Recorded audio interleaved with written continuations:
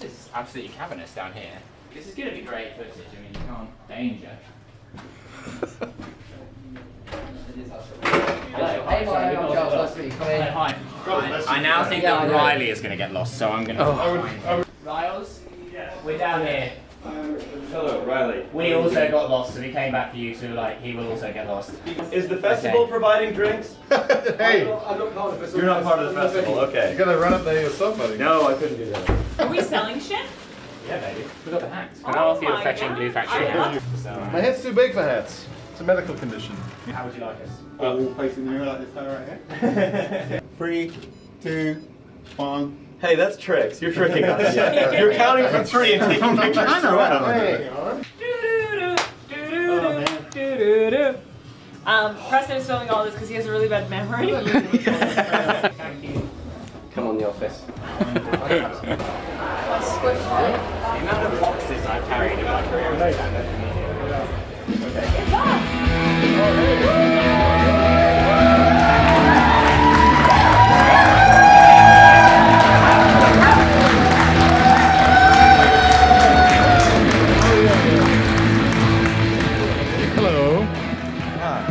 God damn it. Hello. Thank you all for coming. Welcome to Glue Factory. We forgot to promote this. Yeah. Well, welcome to the room where they do the surgeries on Frankenstein in a drama about Frankenstein. Yes. You guys are sitting where the Frankenstein would be. Around us at the top here are where the kind of like gasping, horrified Victorians would be. We forgot to advertise this to the Royal Society. That was where we went wrong. They call it a podcast. My God. And it's normal. It's incredibly clever. You get mailed a wax cylinder. Yeah, that's right. We could have had guys here with monocles. I'm not wearing my merch hat because I have a condition known as giant fucking head. Which means that when I wear a baseball hat, I look like I'm in a kind of Tom Hanks Big situation where they've gone, oh, it's funny because like he's got like the clothes from when he was a kid, but now he's like a kind of horrifying bear man. And it's Did you ever see a man bigging it in just like in the wild? I once saw a man eat ice cream for breakfast at a restaurant, and I was like, oh, he's doing a big. That's a big. That's actually a 9-year-old. I feel like anytime a British person goes to an airport, they're doing a big. They're bigging at the airport. Th're going to be ice cream, beer for breakfast. Yeah, let's go. 7 in the morning. What kind of 9-year-old's having a beer for breakfast? What are you, Tudor? For context, we had like what I could only call a very sort of elaborate but quite rushed dinner before this. We're wasted. I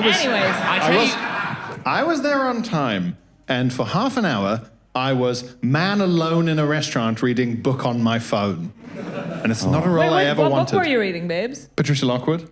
Oh, that's nice. She's very good. Who said She's yeah? very good. Yeah. She's great. See? It's spreading relatively. I guess it's a book by a poet, so it's never going to be the fucking... If I'm doing quick maths, maybe 2% of people based on our sample size. Maybe 3%. Yeah, but she writes poems, so that's a fucking absolutely massive win for a poet. 2% of anything. That is huge. That's a big deal. Here's something I observed. When you want a quick meal, the last people you need involved in that are Italians.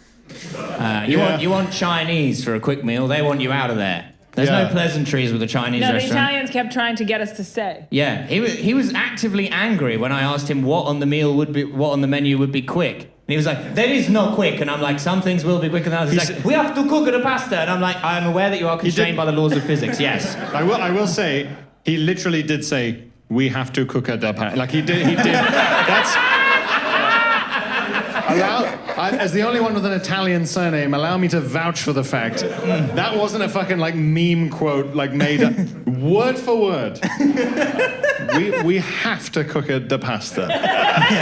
And he said it the way a surgeon would deliver news. Like he was so serious about it. He was properly upset at the idea that anything could be convenient.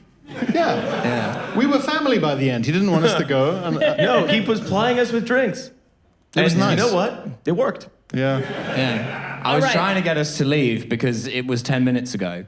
And he was bringing limoncello, and Riley was like, no, Milo, they're bringing limoncello. And I'm like, that has no bearing on the situation.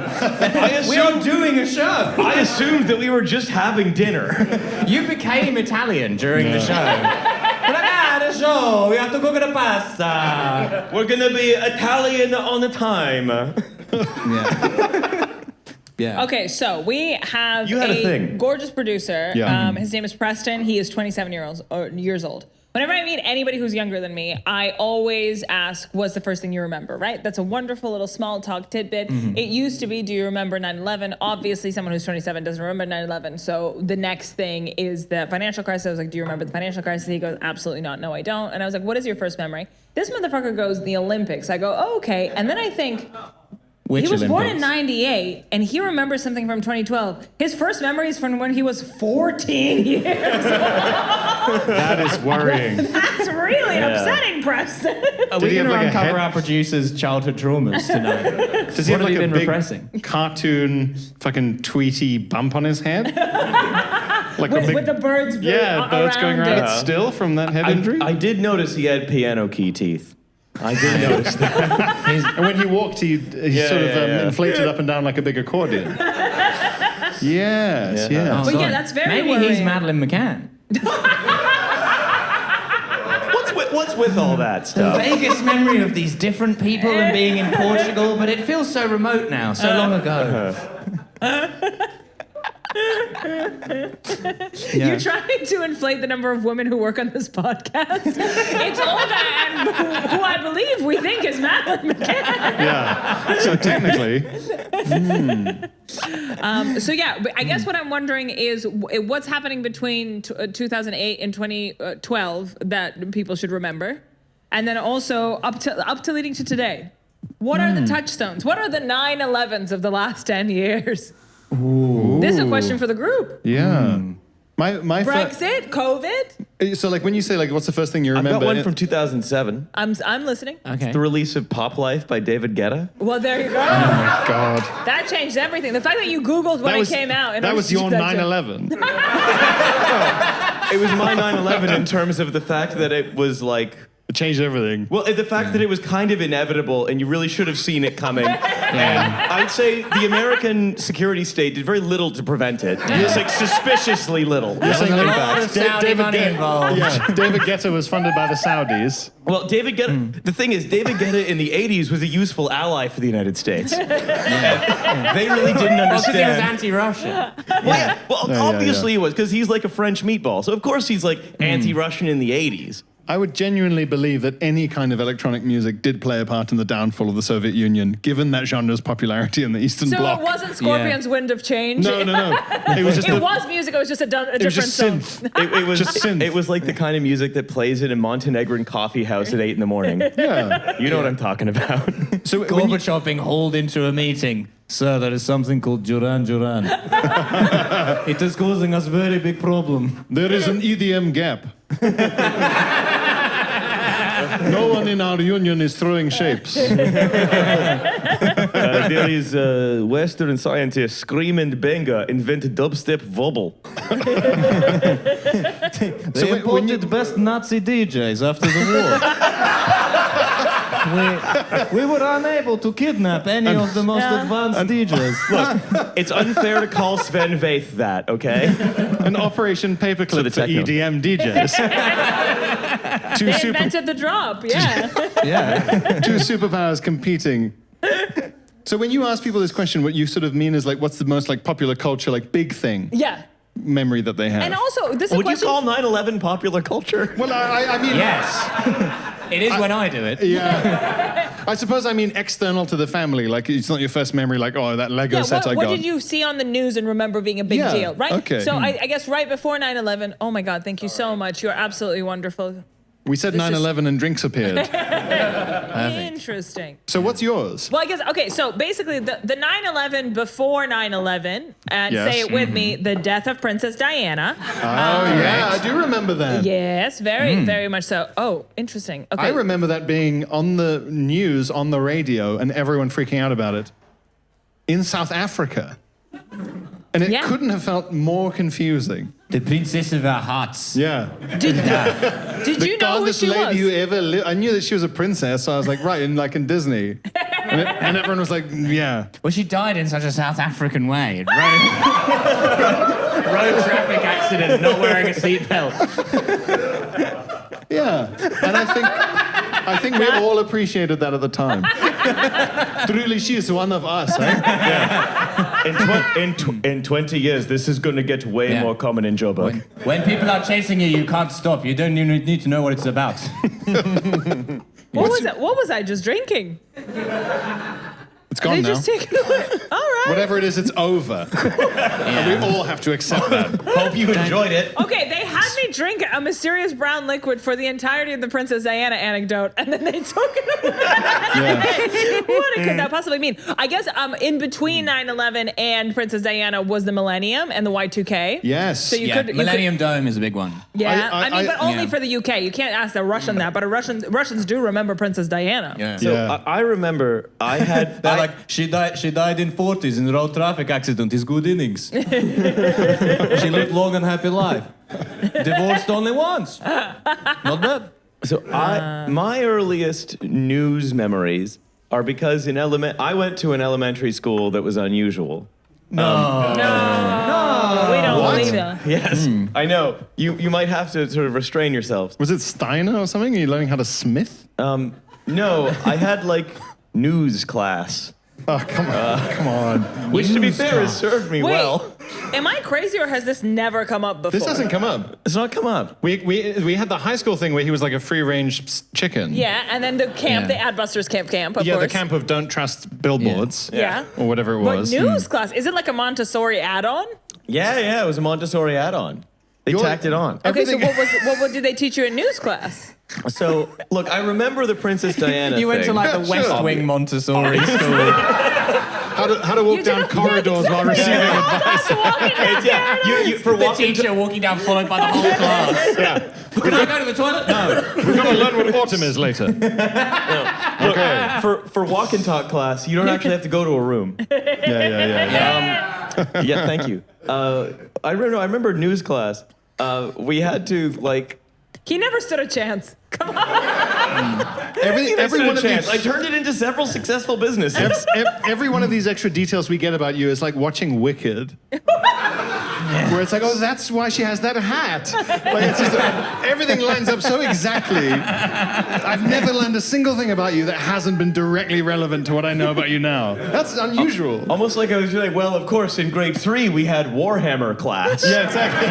Every bit on this podcast has been Slumdog Millionaire. Yeah. Normally you learn something about someone and it's irrelevant. They go, yeah, I did fencing for a month and I hated it. You go, No oh, one's okay. getting $1 million though. That's not happening. Very slowly over a period of months. Many months. All right, news class. News class. But when I was like, I don't know, when was Slobodan Milosevic sort of mostly in the news? 97, 98? Yeah, so I remember the Diana thing, but the thing that I But remember what's happening to searing- Slobodan, you said. Yeah. Yeah, Adam because Curtis voice, the death of Princess Diana brought an end to the Milosevic era. yeah. So I remember every morning they would wheel in the TV, and then we would take notes on the news. But because the news doesn't change that much, a lot of it was day-to-day notes on things that were much the same. And so there was quite a bit of Slobodan Milosevic in my sort of, I would say, age 7 Yeah. experience. Checks out. Well, kids, today we've got a very exciting guest speaker. He believes in Greater Serbia. He's calling in from The Hague. He's come a long way and he's very busy. So be grateful. Yeah. So you should respect him. His name is Kanye West. To be I was reminded of this recently. While I was at university, Kanye West did come to speak. What? Yeah. What? He spoke at the Oxford Union once. Did he? And his main argument was that cars should be $5,000. What? Yeah. How I mean, look, it's not even in the top 10 craziest things he's So you said. were Let's saying be that fair. he was arguing for some kind of Volkswagen. Some kind of affordable people's car. Oh, wow. Yeah. The seeds were there. For those with eyes to see. The seeds were That there. is were there. gorgeous. Yeah, I remember he said cars should be $5,000.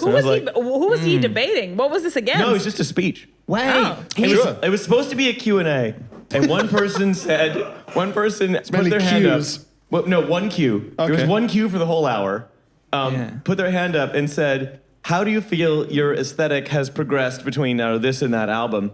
And he said, I'm going to seize on 2 words here, aesthetic and progression. And then he spoke for an hour about whatever was on his mind. Whoa! I respect that. Yeah. Fuck. Yeah. I'm sorry, this is unrelated. Monica Lewinsky. Oh, no, it's unrelated? Oh, please don't. Monica Lewinsky is also one of those. Really?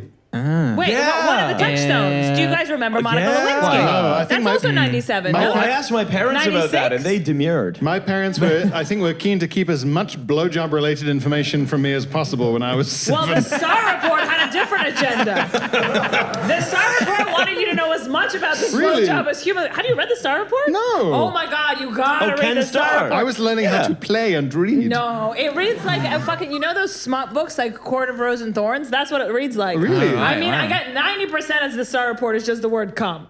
Wow. Honestly, wow. what the But hell? erotica wouldn't have that much that word space devoted to come. You have to be like almost saying it. Well, they'd use a horrible synonym. Seed. Emission. Oh, yeah.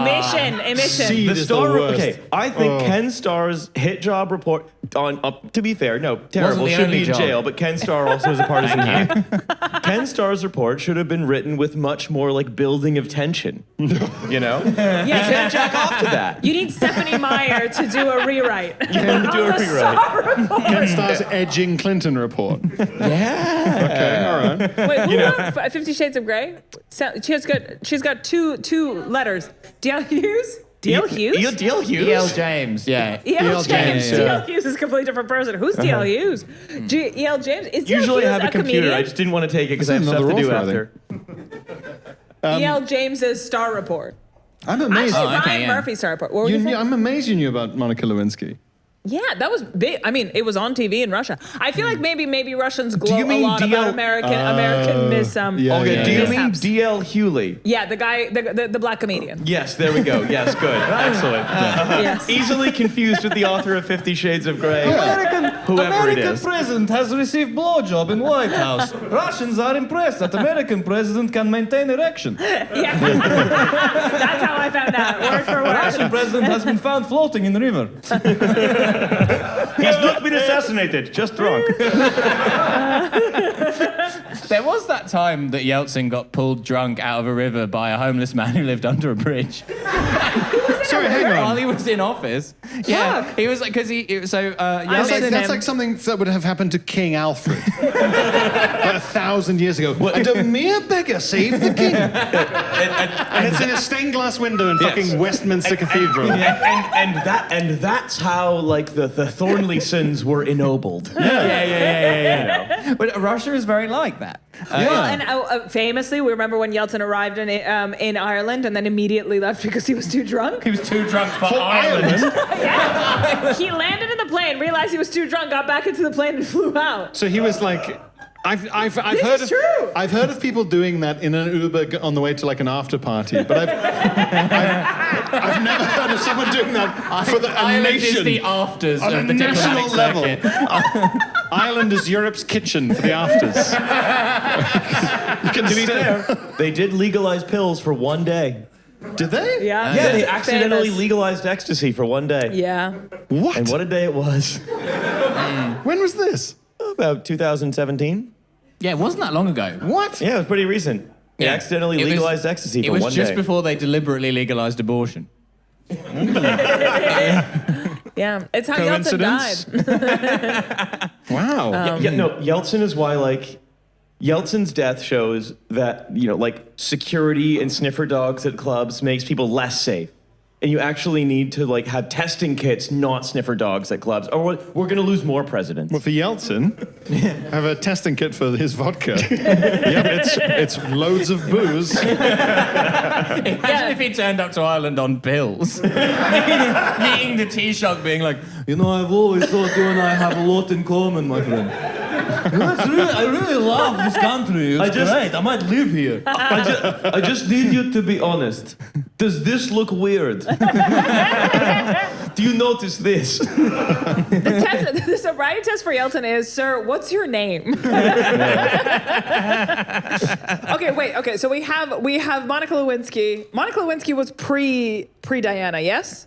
Like just ever so slightly. Just about. Post? 98. Wait, Lewinsky was after. Maybe. Okay, so what are we thinking 95? Fucking Clinton watched Diana die and he was like, well, I may as well get a blowjob. What's going to cheer me up after this? Clinton watches Diana die, and it's like, I shouldn't be alone right now. These beautiful ladies, they can be taken from us at any time. I just need a crown of someone's head to cry on. I have a 95 one. From his eye. 95? 95.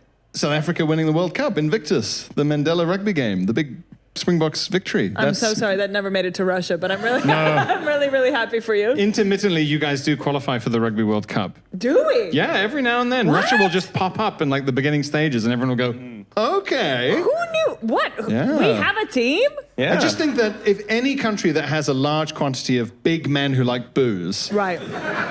They will accidentally make a rugby team. they'll form a rugby team the same way that like hydrogen and helium, like elements can combine in space to just form other elements. Like, I don't think they even knew what they were doing was rugby. They just, so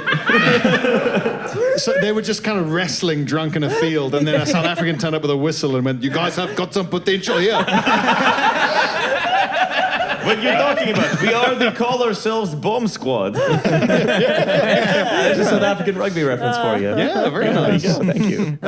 So that is probably my earliest non-family memory. It's genuinely like what a big deal that was. Wow. It was a huge deal, and it is weird to watch a movie where Matt Damon is doing in fairness, not terrible South African accent. Wait, how many times has the South African accent been attempted by Hollywood stars? Many times. Can you give me a rundown of the most prominent ones? Sorry, I found mine for after you're done this. I'll go next. Lethal Weapon 2, that posh British guy doing a sort of acceptable caricature, I would say, of an Afrikaans accent. Okay, and he's meant to be South African? Diplomatic immunity.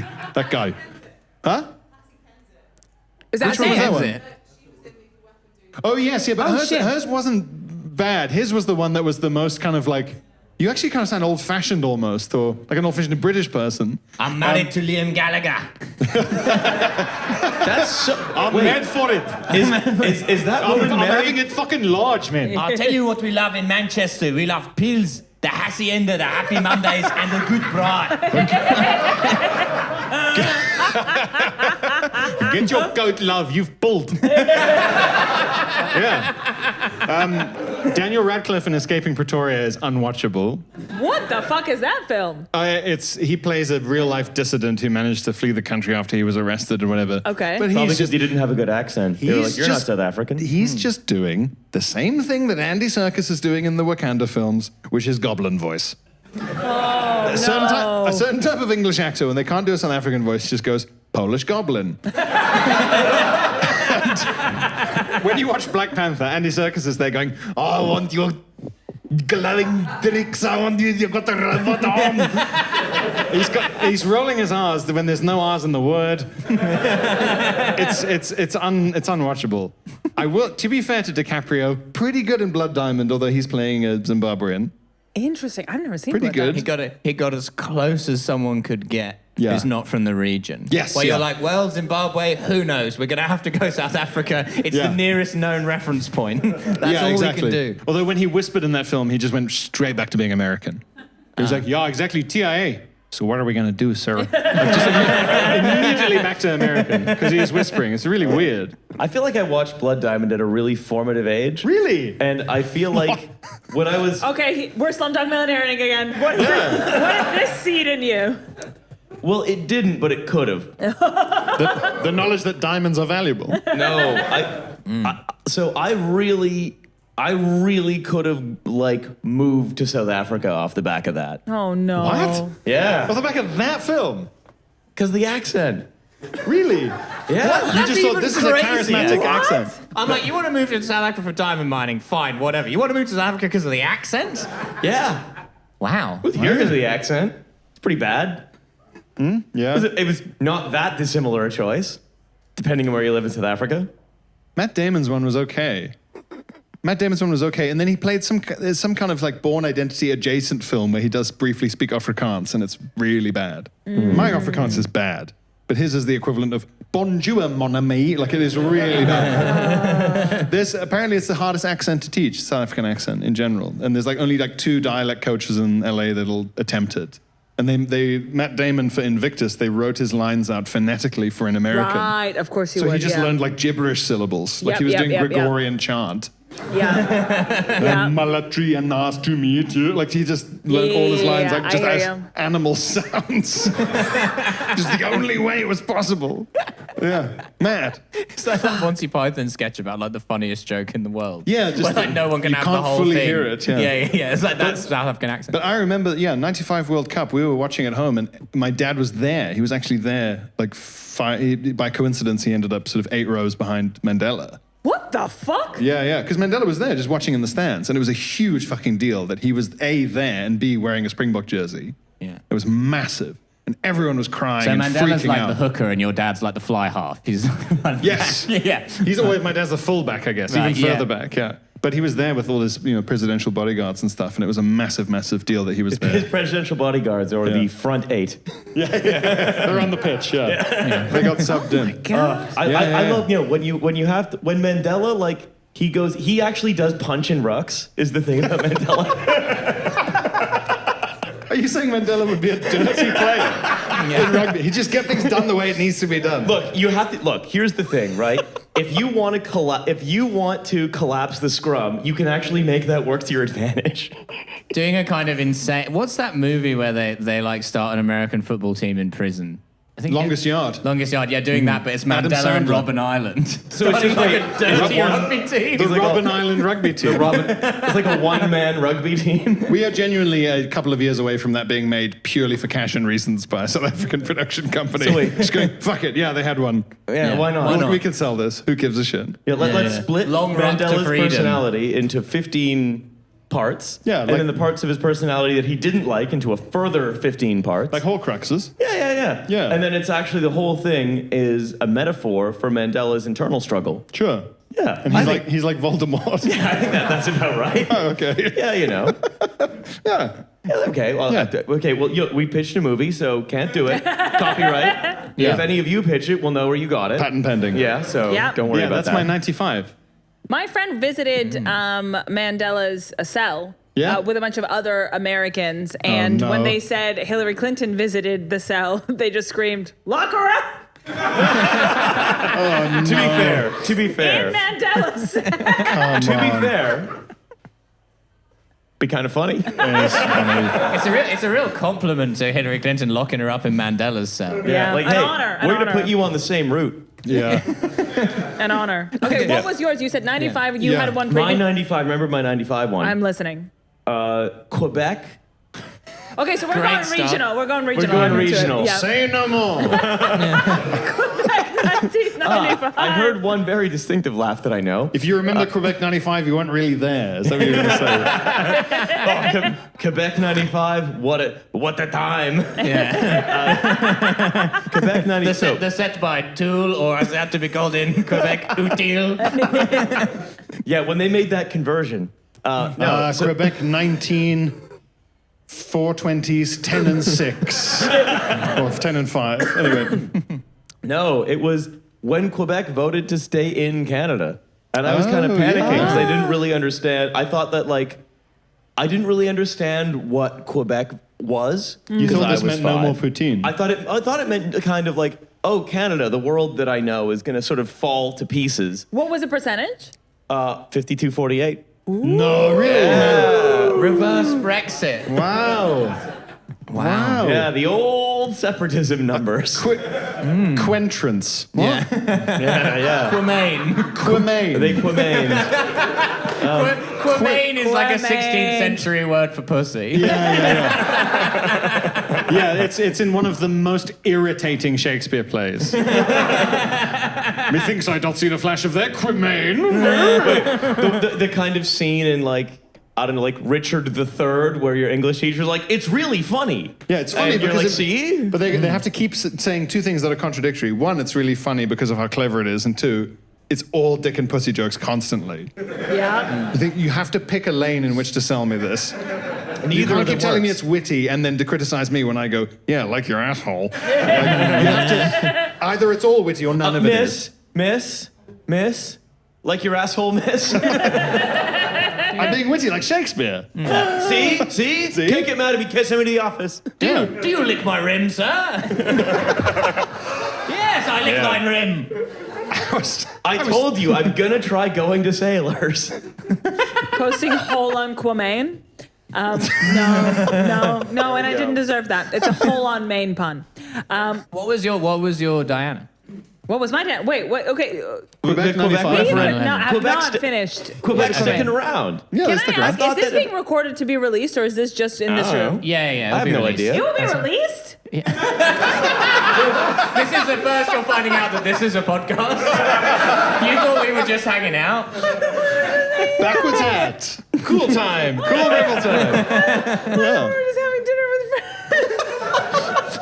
Monica Lewinsky was like, he was the president? I thought it was a tour. I thought he was a stressed businessman with a big old hog hanging out. I thought I was at Madame Tussauds. I thought he was just a guy who needed help with the definition of some words. All right, so for whoever is editing this in the future, can you cut out my Quemained hole on Quemained joke? Because to be completely honest, even I don't fully get it. The thing is, I don't know if we have multiple angles, so I don't know if like It's a J now- cut's gonna be easy. It's now the funniest part of the podcast, so congratulations.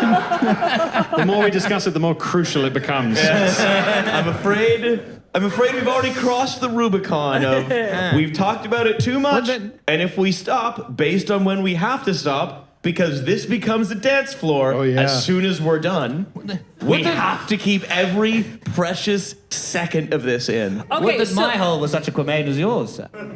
Yours is more like the well, for it gathers the townspeople. Mine is more like an oubliette. A lone hermit dwells within. Yes. This is good. And it sounds clever, but it's still about bumholes. That's what qualifies it as Shakespeare humor. Okay, when you say the Invictus game and when you say Quebec, are those just the things that you remember like previously before Lewinsky and Diana, or are those the earliest memories you have? Or do you have something earlier My than earliest memory is crawling across a red carpet in my great-grandparents' house. At Okay, like the age of 1.5. News-wise. Yeah. I don't think that's really related. Hey, anybody crawl across a red carpet in my great-grandparents' house? That's quite Give the me a cheer if you've done that. Yeah. News-wise, They all know. And it was then that I first encountered the ape. You know how when you're crawling across the red carpet in my great-grandparents' house, and you're like, oh, it's woolly and it's a bit rough, but hey, it's kind of soft. And you're like, what's with this? You know? Yeah, and then your granddad goes, oh yeah, I'll be right back. I'm just gonna go shoot JFK. Look, my grandfather, David Ferry. The inventor of the boat. You don't really know a lot about it. Don't worry about it. It's my first news memory. Yeah. I don't remember with any clarity the first democratic elections, but I remember the 95 World Cup. Where I would have been 4. Yeah. Wait, they had a World Cup on an odd year? 95, yeah. It's rugby, so it's on different... Oh, sorry. Yeah, no. The South African football team is not good enough for it to be... Okay, fair. No. The hitting team. So they're much better. 95 Rugby World Cup. That's the first news memory I have, yeah. And first politically significant memory I have, Yeah. Because it was very, very politically significant. All my other ones are just like not understanding who's famous. Like I thought like the people that worked at the post office in my town were like famous. You know, when I was like 4. I was like, of course, the celebrity Jim from the post office. To be fair, it is Canada, so they could have been Canadian celebrities. Yeah, it might have been Mr. Dress Up. Yeah. That's also so British though. Like, yeah, he was on Come Dine With Me. Yeah, everyone knows. Yeah, post office Jim. Do you ever you know that someone I knew at university was on the famous clip of Come Dine With Me with the angry man? What? Oh, Yeah, what, he was the uncomfortably looking bird-like man on the right of the sofa. What kind of Time With Me clip are we talking about? You have all the grace of a reversing dump truck. I hate you. Oh, that's an iconic clip. What a sad little life. What a sad What a sad little life. So I was Does your friend know you describe him as a bird-like man? Is he aware of your views on He his has a appearance? small face and a big nose. He's Italian. Riley, I'm not disagreeing with you. He was very angry when they asked him to rush the pasta. You ruined my meal. You did not step for a limoncello. And then you said to do the podcast. He had like a size 28 waist. He was 6'6", and he had a giant nose and a tiny face. What am I supposed to compare him to? Was he wearing one of those Venetian plague masks? We all remember. We can Mandela effect this, I think. We all remember You know how there was the guy in the medieval plague mask in the famous Come Dine With Me. We all remember the Plague Doctor episode of Come Dine With Me, where he served everyone a big leather beak of herbs. But everything he said was My first muffled. memory, probably the smell of cloves. He served everyone the cats they'd all murdered because they thought cats had it. Probably the ringing of the bell for the bringing out the dead. Yes. Of course, the pizza pottage, the most luxury meal we have back now. A guy with a big leather beak full of herbs saying, "Of course, I brought out some Prosecco because I thought it would be fun to be a bit naughty." We should pour it through a beak. Come dine with me in a kind of surf hovel. Yeah, come dine with me 1348. Come subsist with me. It's more like come comely die with dining. me. Come die with me is perfect. Come die with me. Thank you I very would much. love to watch Come Die With Me. Come die with me. It's the Swiss version. The other contestants going through the hovel and like finding one plague mask that's like also a gimp mask in his bedside drawer and being like, ooh. Yeah. Oh, yeah. Oh, I see he's a Protestant. Yeah. Milo, what's yours? I think it's Diana. Really? The first one is Anna. I What think year so. were you born? 93. Okay. So we were on holiday in that Devon, makes sense. which is remarkable in and of itself. My parents were militantly anti going on holiday in the United Kingdom. They always understood this was a bad place. We were there. Wait, you've never been to Butlins? We were like, no, God, no. I've gigged at Butlins. You've never been to Pontins? I've gigged at Butlins. I don't think Pontins What's exists gigging in anymore. Butlins like? Gigging at Butlins is frightening. It's a very frightening experience. It's like full. It's like board game age range. It's like 7 to 90. Oh, Yeah. No, I had a girlfriend who went to Butlins, and she described Butlins to me. Yeah? Okay. Yeah. You sound like... You met her. Oh yeah. Yeah, we'll beep What her. was doing The in best Butlins? a man can. Anyway. Why was she at Butlins? Well, she was a normal person. Okay. And I didn't meet any normal people when I gigged there. You've got to be such a specific type of person to go to Butlins. I did some audience interaction with a guy who I said, "What do you do for a living?" And he was like massive. I mean, like genuinely, he could have been like a WWE wrestler. Okay. It's like, "What do you do for a living?" He said, "I used to be a bailiff." And I was like, "Okay."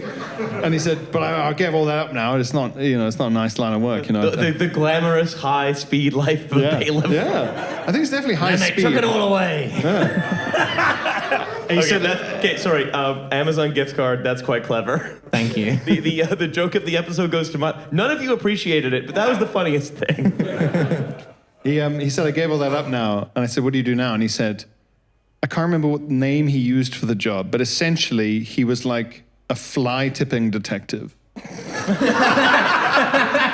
And so what he would But do everyone else in the audience would have been fly tippers. potentially, They would have all been like, it was like the Christmas truce. They were definitely afraid A of him. mound of like mattresses and old prams directly outside the Butlins comedy tent. Yeah. His job was to find like fly-tipped sofas and mattresses and stuff and find ways to link it, like receipts and stuff down the side of the fly-tipped couch. Yeah, Law and Order and fly tipping. And his job was to like link it to people and to go around to their house and say, you're a fucking litterbug, mate.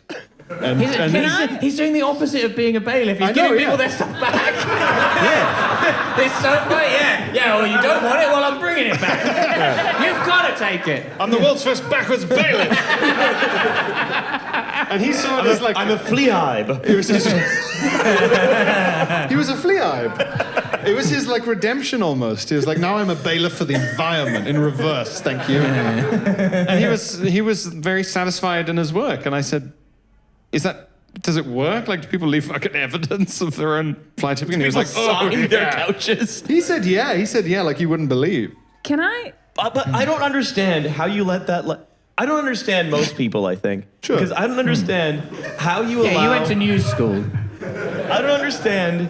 But also, I think there's so much messiness in the world. You sound like a Superman villain. It's time to clean it up. I just don't understand how you can leave anything down anywhere near any piece of furniture as even in the woods. Is this like an unreleased verse to Imagine by John Lennon? Imagine all the sofas. I just had to Google what fly tipping was. Had no stripped idea. of identifying documents. I would say fly tipping is a very British verb, like dogging. It's a fun name. It's a crime in the woods. It's a crime in the woods. We've got people say, in Britain they have 20 words for woodland crime. It's like the Inuit and snow. Yeah. I didn't fly tip that sofa. I left it out for the doggers. you got to have something to bend a lorry driver over. What are you going to do? Doing an all-form bush is not right.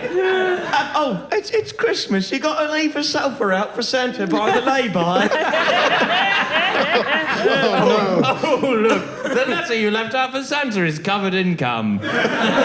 He's been... In the words of Pierre, he's been.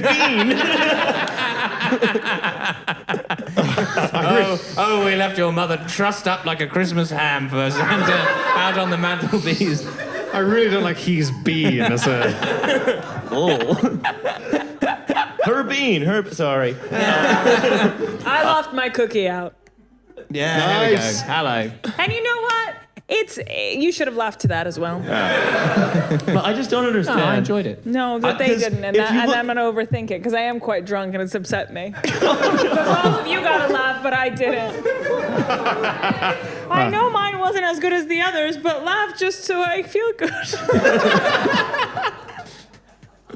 How did we get onto Butlins? Keep talking. I think Milo, you were in Butlins. I remembered it somehow. No, I never been to Butlins. You were in Devon. No, Yeah, you were in Devon. Devon, and I remembered that I had an ex-girlfriend's family that went on a holiday in Butlins, and she tried to say to me what's normal in the UK, because my understanding of what's normal in the UK is quite skewed. She's like, well, Riley, the first thing you got to understand is the work of cannon and ball. So she said, oh, well, we used to go to Butlins. And, of course, I said, what's Butlins? Because I'm not from here. And then she explained Butlins. And I said, oh, sounds sort of horrible.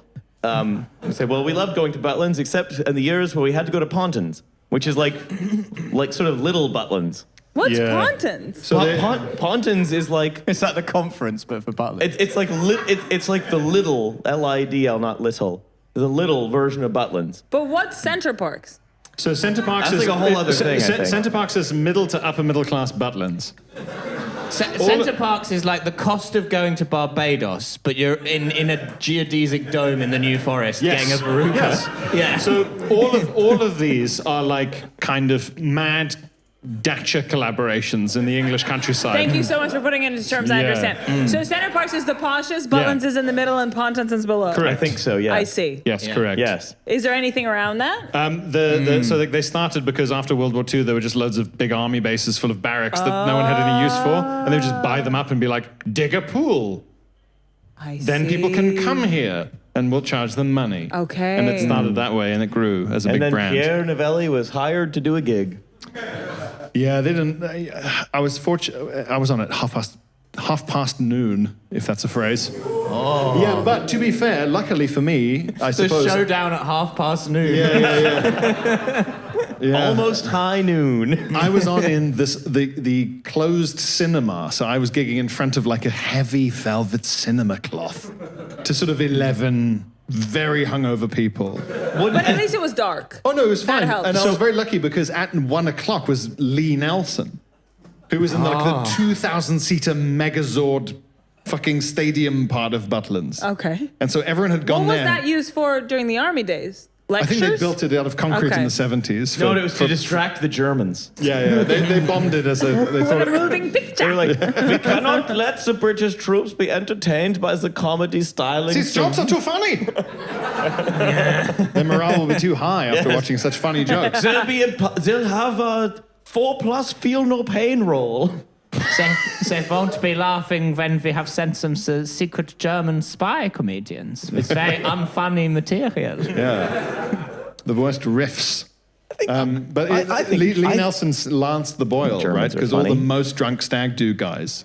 So when I arrived at Butlins to do my gig at noon, the first thing I saw was 10 almost nude, fully, like incredibly drunk British guys.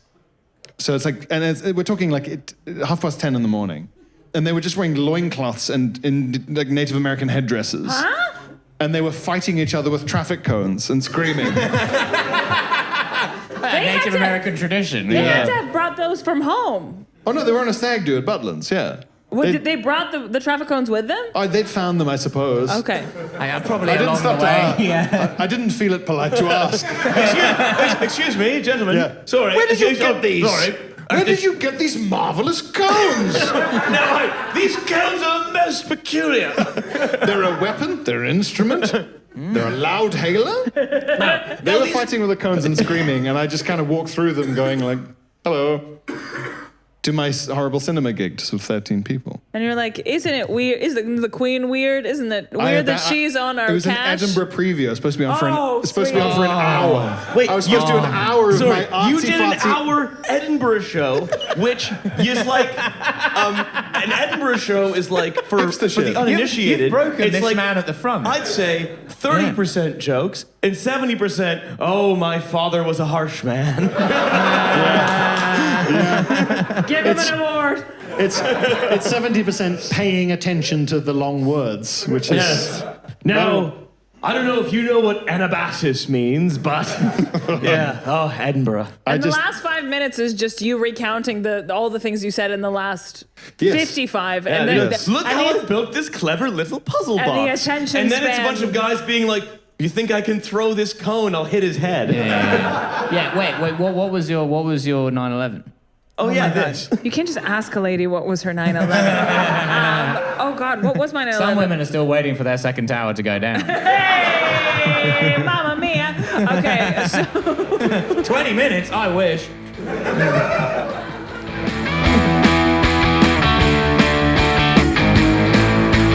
Blue Factory!